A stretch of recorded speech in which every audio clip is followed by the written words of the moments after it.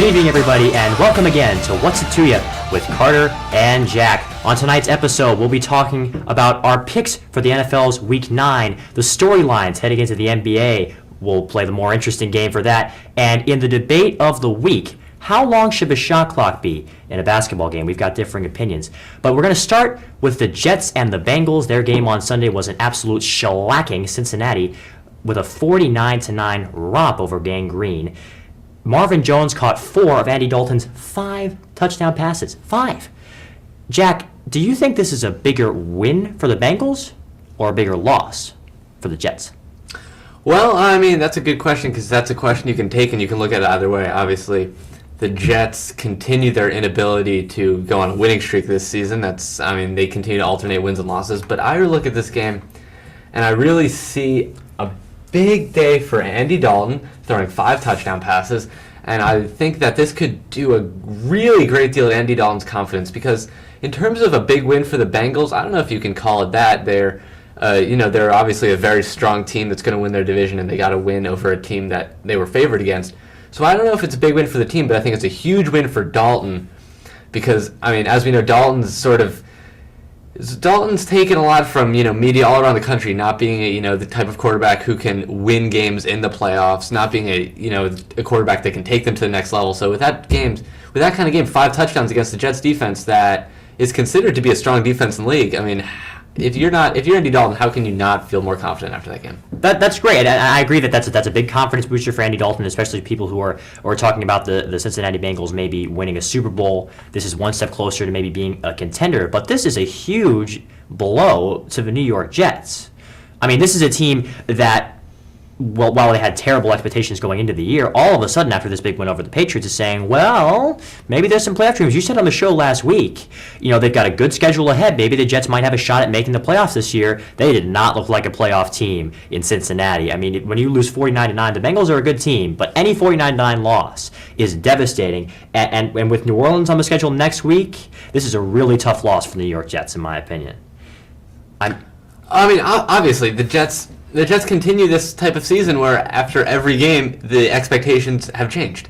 Mm-hmm. Every game this season, you look at the Jets and you go, oh, you know what, maybe they could do something, and then they come and they lay an egg against the Steelers or they lose 49-9, and the expectations have to be adjusted. So, yeah, 2 weeks ago, it looked like the Jets weren't going to make any noise, and then they beat the Patriots, and, Jets fans start to whisper about, being over 500, making the playoffs, and now you lose by 40 points to Cincinnati. So at 4-4, coming off that kind of loss, I mean, I think playoffs are.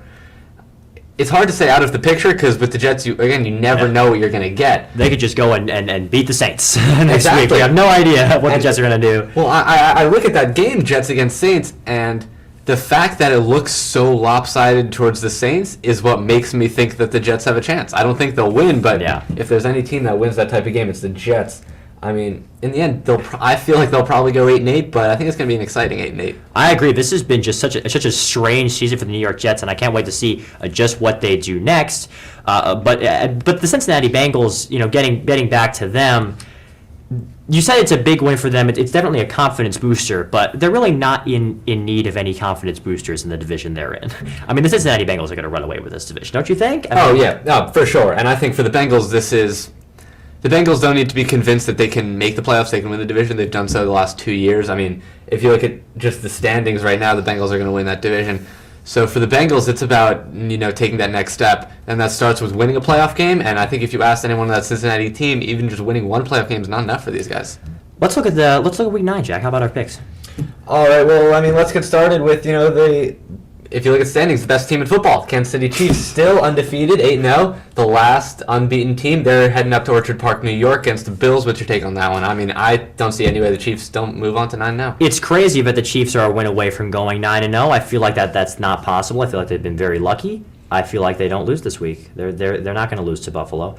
Minnesota at Dallas. The Vikings are 1-6. They have not had a good season. They lost to the Giants, which tells you everything you need to know about how they've done. But I'm still feeling the Vikings here in Dallas. I feel like if Adrian Peterson can go on a big game and this Vikings team can come away with a big win at AT&T Stadium, I'm going to go and take the upset pick. I'm taking Minnesota. I see where you're coming from with Minnesota. I think Dallas is not a strong team, but Minnesota is just such a wreck right now. Dallas is playing at home, coming off a loss. I think Dallas will have enough at Jerry's Palace to win. Tennessee is going on the road to St. Louis. Personally, albeit it was in a loss, I was impressed with St. Louis's performance Monday night. I thought the defense really showed up, and playing against Tennessee offense that isn't great. I'm actually going to take the Rams in this one. I like Zach Stacy. I disagree. I think without Sam Bradford, the Rams are going to have enough to beat the Titans here. Sure, they certainly put on a good performance in Monday Night Football, but I don't think they're going to put up enough offense to win this game. I mean, it's going to be a low-scoring game for sure. I think the Titans are going to wind up scoring more points. We mentioned this game before, the New Orleans Saints and the New York Jets. This was a game that, if you're a statistical guy like me, you want to see the Jets win because then they continue with the win-loss pattern. I think it's going to be a really good game. I think the Saints are going to pull it out, though. I mean, I think if it's a good game, I think the Jets are going to win. I think this is one of those games that it's either going to be Jets by 3 or Saints by 30. Mm-hmm. I'm going to take the Saints in this one in a blowout victory. San Diego heading out to the East Coast. The surprising Chargers, over 500, still in contention for a playoff spot. They're taking on the underwhelming Washington Redskins. I actually like the Redskins in this game. I think this is a Redskins team that, although their defense is horrendous, they can put up points on San Diego. They're playing at home. San Diego, 3-hour time difference. I like the Redskins. I completely agree with you. It's an abysmal defense, but Robert Griffin III is coming into form, and the Redskins' offense is going to be enough to beat a team like the Chargers in Week 9. Falcons traveling to Carolina to take on the Panthers. The Panthers 4-3 on the year. They got a really underrated defense, and I think they get to Matt Ryan and win this game. Well, this is a game that, and we're in Week 9 now. This is a game you look at first week of the season. This is a blowout for the. This is a blowout for the Falcons. Yeah, absolutely. And if you knew that coming into this game, one team was 2-5 and the other was 4-3, you'd probably be surprised that the Falcons were only 4-3. Such high expectations for Atlanta coming into this game. Obviously now, only 2 wins to start the season. And I like Carolina. I think their defense is really strong, and I think if you ask any Panthers fans, they'll tell you that they can compete for a playoff spot. Next in line, we're going to start with the 4 o'clock games out on the West Coast. The Philadelphia Eagles will be traveling to take on the Oakland Raiders. Oakland under 500, but 3-1 at home. So the Raiders always when playing at the Coliseum, you can never count them out entirely. Yeah, I've got Oakland in this game. Philadelphia, it's been crazy. Chip Kelly's defense has really impressed me at how quickly it gives up points. I mean, it's really impressive. I think that they're going to do the same thing against Oakland. I think Terrell Pryor is going to have his way with this Eagles D, and then they're going to come away with a W. The biggest mismatch of the week, for sure, Tampa Bay 0-7, the Seattle Seahawks 7-1. It's going to be a big win for Seattle. It's not going to be pretty. And it's going to be a big win for Seattle. Tampa Bay looks to complete that first half of the season winless streak. What I'll be looking at in this game is if Tampa can get more first downs and Seattle gets points. So I think that's the biggest storyline in this one. Yeah, maybe we could bet on that one. A game that I like it's sort of flying under the radar in the AFC North. The Baltimore Ravens taking on the Cleveland Browns, who I've really fallen in love with the Cleveland Browns this season. Yeah, I agree. I think they're a stingy defense. Jason Campbell starting a quarterback, which obviously you don't particularly want for your team.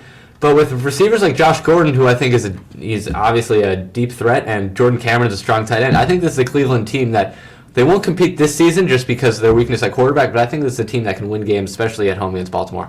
Yeah, you talk about expectations at the beginning of the season. The Ravens are the defending Super Bowl champions, and we're talking about this being a toss-up with the game against the Browns.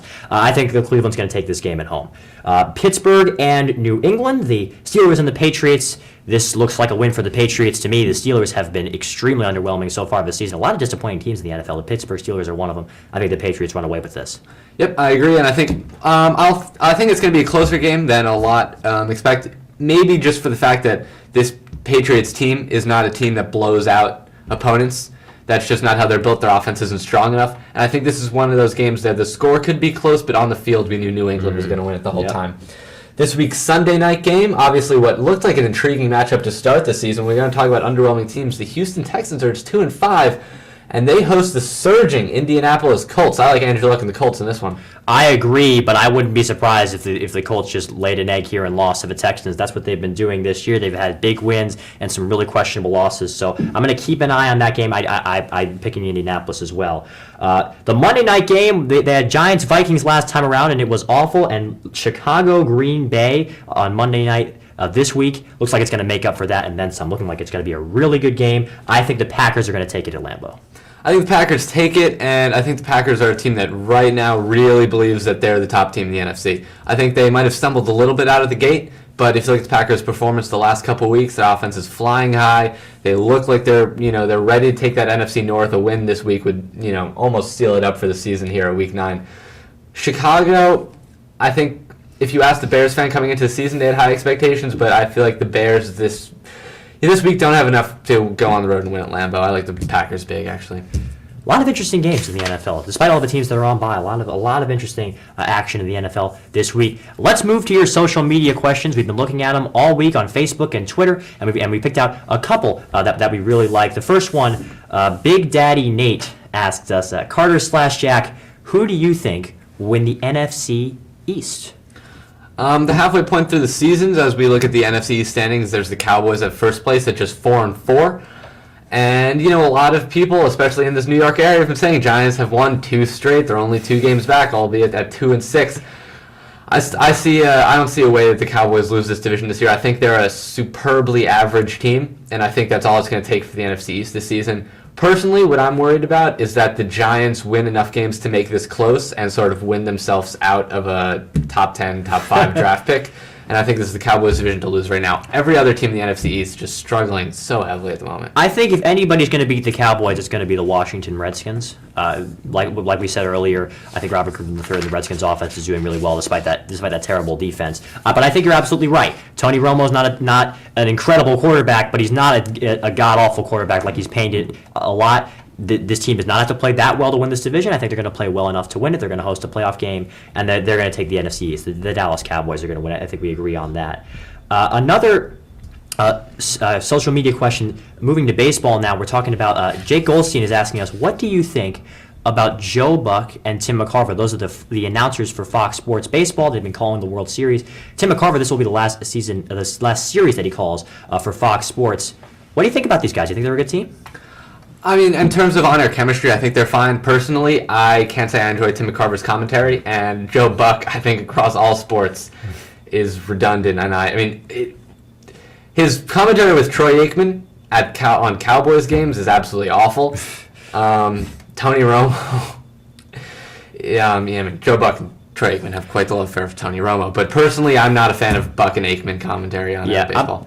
Tim McCarver, I read something really interesting about Tim McCarver, about how if you ask Tim McCarver what time it is, he'll tell you how a watch works. He's established himself as the elder statesman of baseball, and when really a lot of what he's saying doesn't have much substance to it. I disagree with you about Joe Buck. Here's my take on Joe Buck. He calls every game like it's Game 7 of the World Series, meaning that he lets the game speak for itself. He takes a step back. He doesn't often say much, doesn't really show all that much emotion during his broadcast. Now, in a game, on a Saturday afternoon in July, which he does call for Fox Sports, it can sound like he's falling asleep, and it can make me fall asleep. But I would rather have no other guy who's in TV right now, other than who's in TV nationally right now, than Joe Buck call the World Series. I think he does it better than anybody else because he's really excellent at letting the game speak for itself. I think in terms of broadcaster, Joe Buck, he does what you want for a broadcaster. I just personally can't get behind that style. He makes me want to fall asleep. He narrates the games well, but it's just not what I want to listen to, and especially in a World Series game. Well, we'll probably be watching the World Series no matter who is on the call. We're going to take a short break, but when we come back, we're talking the more interesting game for NBA storylines this season, and how long should the shot clock be? The debate of the week coming up next.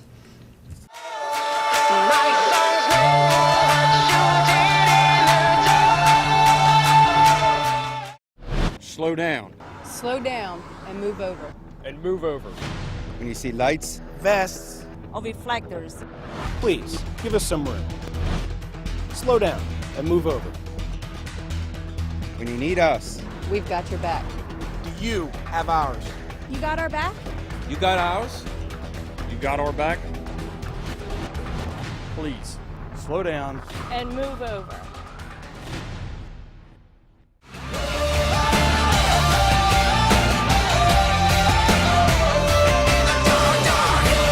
Hello, everybody, and welcome back to What's It To Ya. Jack Worth is still here. I'm Carter Radillo. I'm still here. And now we're going to switch gears to basketball. The NBA season is underway. How do you like the sound of that? We're going to play one of our favorite games, the more interesting game, with NBA storylines for the season to come. Jack, let's start with the more interesting team to watch: the Clippers, who have the potential to be very, very good, or the Lakers, who have the potential to be very, very bad. And Carter, you're right. The NBA season's starting. Music to my ears. And when I hear NBA and more interesting in the same sentence, NBA always comes out on top. The two teams in Los Angeles, Clippers and Lakers, doing a bit of a role reversal this season. And I'm really intrigued by Los Angeles Clippers. I am not intrigued in the same way others are, though.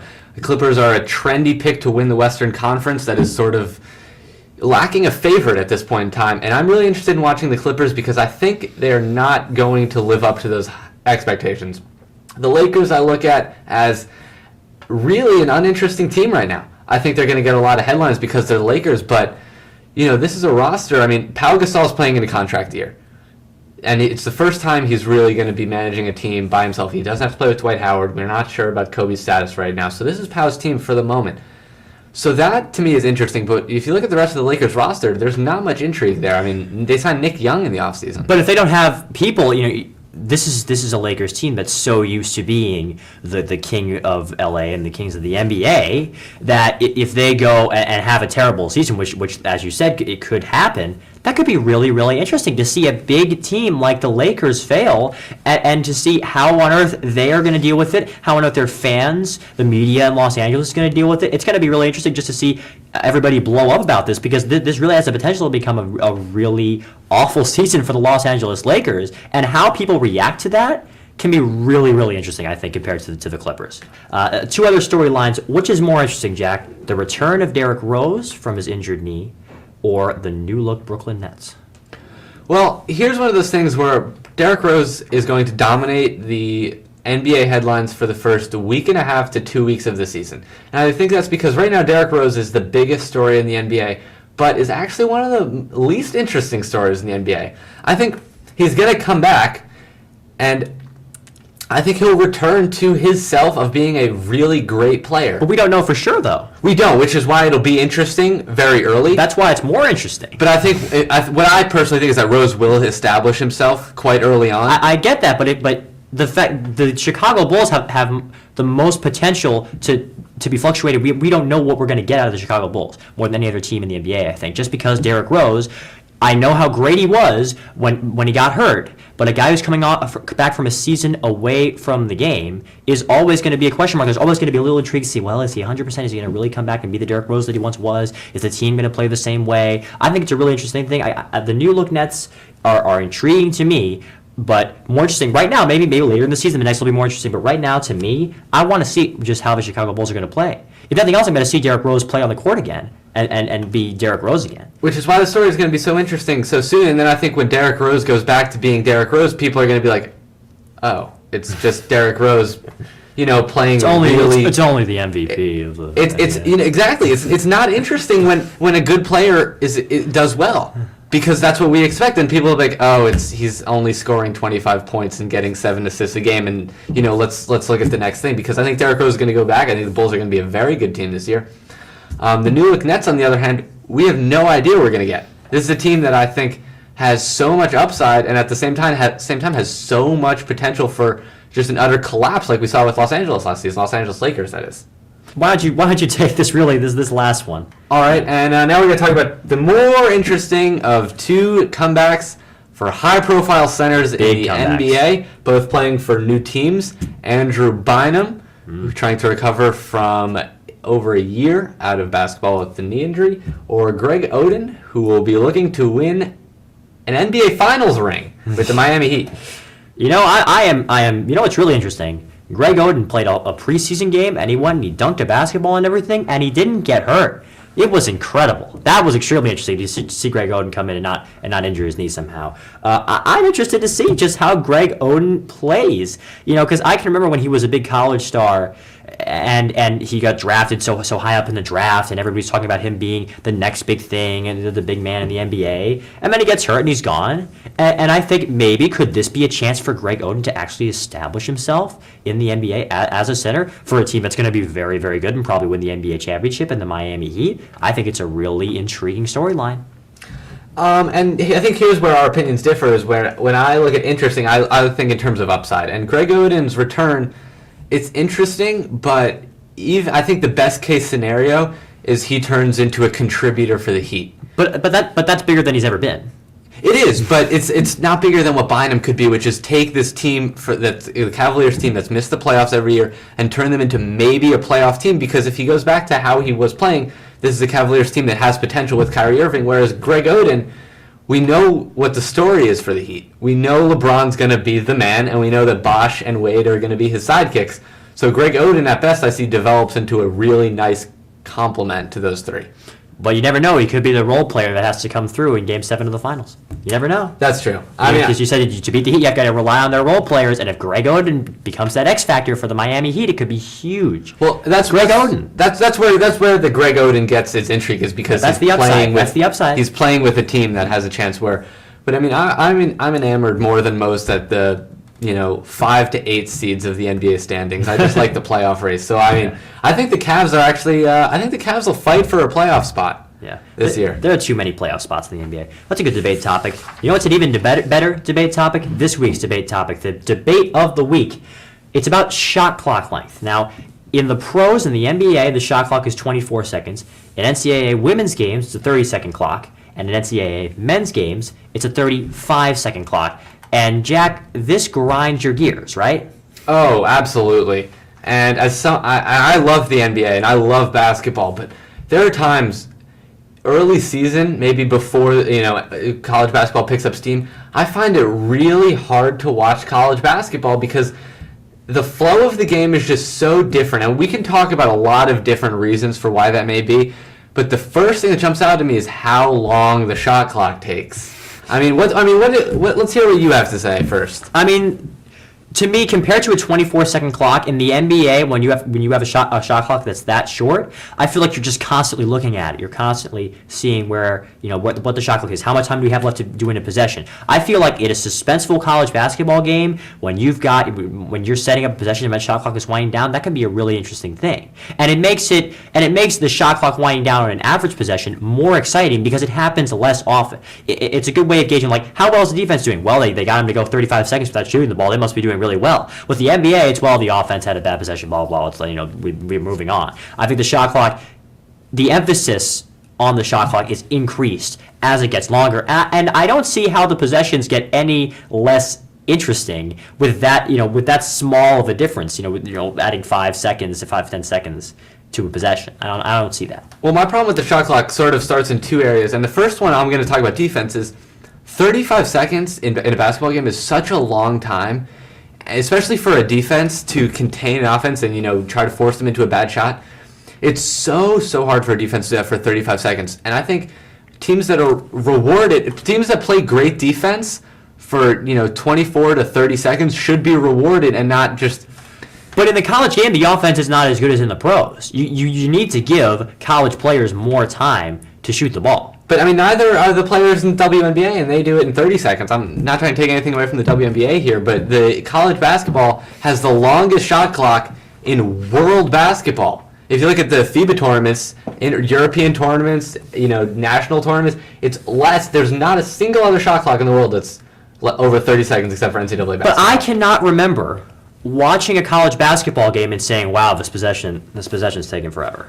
I need to shave 5 seconds off of every possession with the shot clock, and that's really gonna help me enjoy college basketball more by taking time off the shot clock. I don't understand that. Oh, I think it does totally. I think college basketball has become such a grinded out game, and I think that has to do with the length of possessions. I think that if we increase possessions in college basketball, which we can do by kicking 5 seconds off the shot clock, we're going to see more points scored, which will lead to a more entertaining game. Shortening the shot clock is the first step into speeding up the college game that has become, at times, more like a football game than a basketball game. I disagree with that.